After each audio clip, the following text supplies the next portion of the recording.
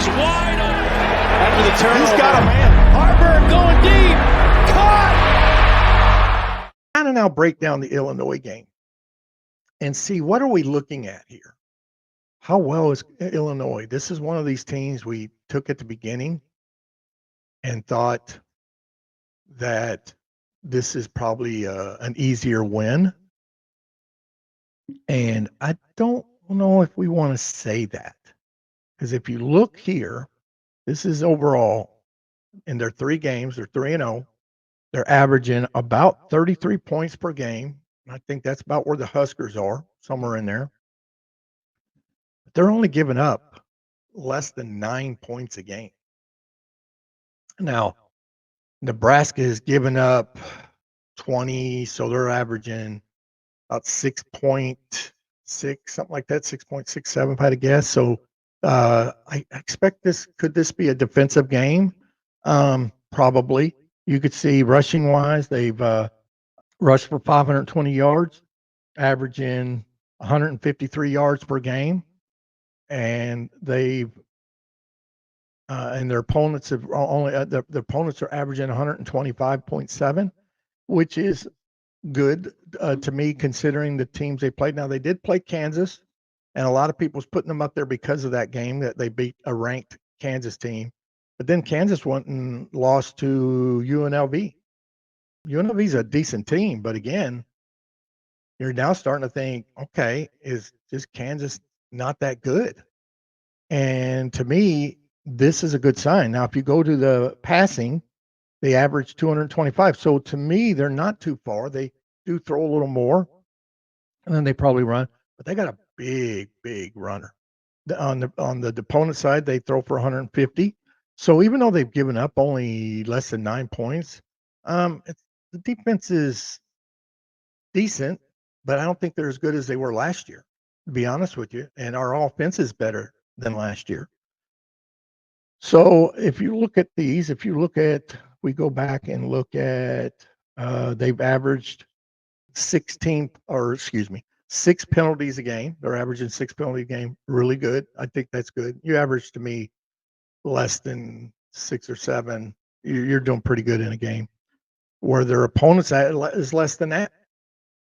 And time of possession, their average per game is 32. So that's where they're pretty even. And that's where Nebraska could take control of the ball again, take control of the clock. They lost that against UNI. To me, that's their thing. They need to control that clock. And I think you're probably going to see that pretty decent on the third downs. And they've actually made a couple of fourth downs. They've lost 1 fumble in these 3 games. If you look at their passing, their quarterback is Luke Altmaier. Luke Altmaier is a junior. He's another one that could use his legs to run. His best game was in the Eastern Illinois game, game 1. He rushed for 27 yards on 3 carries. It's 9 a carry, guys. So he don't run a whole lot, but he's kind of like what you saw with Dunn. If it's there, he's going to take off. And I think you're going to see that in this game. I think that did show them something when they were going to watch this UNI game. He threw for 213 yards and threw for 4 touchdowns. Against that Kansas team, threw for 192 yards. Didn't throw a touchdown pass, but he rushed for 6 times. Probably a couple of them were probably sacks, to be honest with you. And then against Central Michigan that they just played, he threw for 242 yards, 19 of 29, 2 touchdowns, and had about 6 yards. He even caught a pass. Look at that. So they probably had a trick play there where he caught a pass for 3 yards. He's a tall dude, 6'2", that's pretty decent, 205. So he hasn't thrown any interception. So they've only turned the ball over 1 time. 1 time. So even though Nebraska is a +3, they're a plus, what are they, a +5? I believe they are. So are we going to see any turnovers in this game? Can Nebraska can force some turnovers with Illinois? And can Nebraska continue to hold on the ball and manage the ball? I think Dylan's done an outstanding job when it comes to that. If you look at their rushing, this is the boy that you got to worry about. This is a man right here. He's even just a sophomore, but this guy's 6'3", 250 pounds. And you're going to have him come at me. He rushed for 108 yards against the Eastern Illinois with a touchdown. Then he rushed for 40 against Kansas and 25 against Central Michigan. He had a touchdown in all 3 games, and he's even caught 3 passes out of the backfield. Keep an eye. This is their workhorse, and I think they're going to try to loosen Nebraska up, try to get them to bring people into the box, and because you got a running back that's bigger than a lot of your linebackers, and definitely bigger than your linebackers than your secondary. And so that's why that UNI game was critical and was crucial. He's probably more talented than the UNI, but he's a sophomore. He's probably about 20 years old, where you were looking at redshirt seniors at UNI. They were probably 24, if I had to guess, 24, maybe even 25. They were men playing in positions. Makes a difference. But don't get me wrong, Fegan here is very talented. Going to be a very good one. So we're going to get a good feel with him come this weekend. So how well we think this game's going to go. And they have, if you look at the standings, not standings, if you look at the line, currently they have Nebraska favored by 8.5 with the over under at 46.5. And I think Nebraska could cover both these, but definitely I'd take the under on the 46.5. I just don't see, let's put it this way. If it's over 46.5, then Nebraska probably wins this pretty handily. I just don't see Illinois' offense scoring more than 14 points. I just don't see it. Doesn't mean they can't, but we're at home again at night. This crowd's going to be wild, crazy. They're going to have a hard time communicating. And I feel like it's going to affect them because they come in here needing to win. You and I came in here going, hey, everybody expects us to lose. We have nothing to lose. We're going to go in there. We're relaxed. We're supposed to lose this game. Illinois, even though there might be underdogs, they're 3-0 and want to set their standard to him. He's going to have them ready. But I'm going to tell you right now, it's hard to get ready for this crowd. So how do I see this game going? I feel like Nebraska, probably because of being at home, because of the crowd, they could, again, keep from having them unforced errors, them dumb mistakes, keep the penalties down, not turn the ball over, control the turnovers. I think they'll end up winning. I think it's going to be more of a defensive game, but I think Nebraska's offense being a little more even. And with their run game, I think they'll be able to run against them. And with Dylan, they'll be able to throw in some of them passes. You're probably going to see more of Carter Nelson, Ja'Cory Barney. But I think Nebraska pulls this game out and wins 24-12.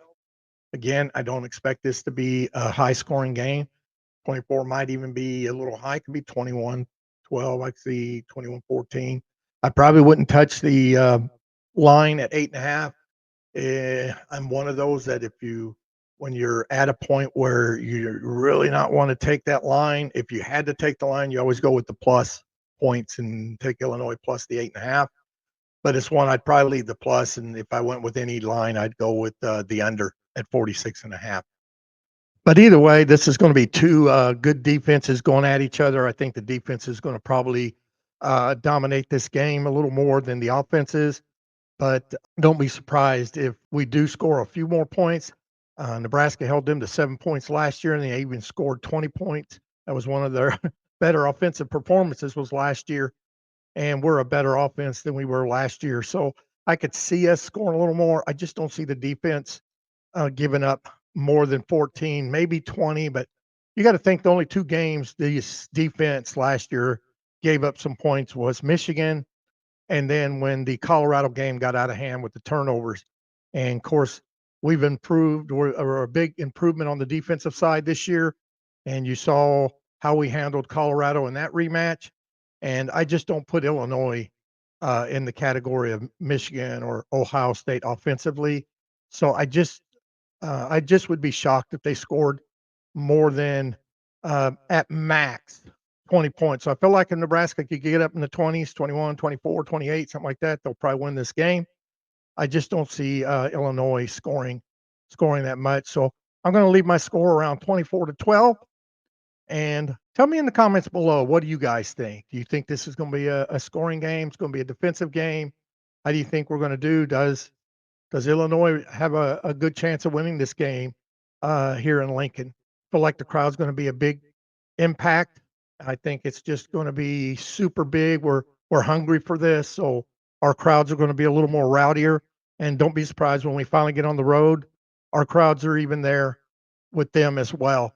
That we even make it difficult for the home team when they get on offense. It's going to be glad to see that, and we get to see that against Purdue. But tell me in the comments below what you think. What's the chances? And if Nebraska does win this, goes 4-0, how do you think we're looking for the rest of the year? What do you kind of expect for the rest of the year, and how you think we might turn out? If you want to reach out to me, you can reach out to me at jeff@bigredcountry.net.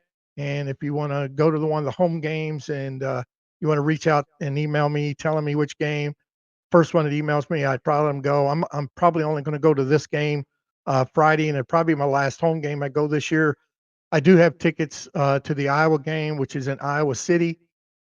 So this is probably my last home game to go to. So if someone wants to go to one of them last few home games, whoever reaches out to me first, that's probably who I'll give it to you. Only takes a few minutes or electronically, so I could send it to you electronically, and you get it within a couple minutes. Like always, if you don't mind, please subscribe and like the channel. This helps it get into the algorithm, gets it out to other college football fans and Husker fans. Doesn't cost you anything. It's something that you could do to help the channel without it costing you a dime. And of course, like always, smash that like button. Until that next video, go Big Red.